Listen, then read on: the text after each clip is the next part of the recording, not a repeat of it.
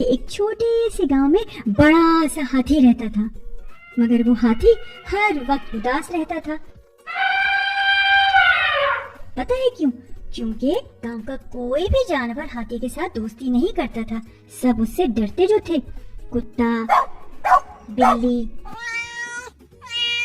مرغی، بطخ، چوزے، حتیٰ کہ بکرا بکری بھی۔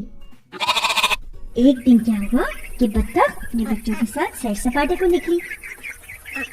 راستے میں گھڑا تھا جو بطخ کو نظر نہیں آیا، وہ دھڑام سے اس پر گری اور لگی شور مچانے۔ اب کون اس کی مدد کو آیا؟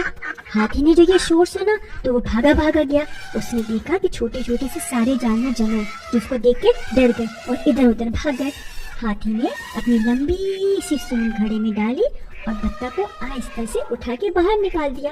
جانوروں نے جب یہ دیکھا تو انہوں نے سوچا کہ ہاتھی نے تو ہمیں کوئی نقصان نہیں پہنچایا، یہ تو بہت اچھا ہے، اس نے تو بطخ کی مدد کی۔ تو پھر وہ دوبارہ سے قریب آ گئے اور انہوں نے ہاتھی سے ڈرنا چھوڑ دیا۔ سب جانوروں نے ہاتھی سے دوستی کر لی اور وہ ہنسی خوشی رہنے لگے۔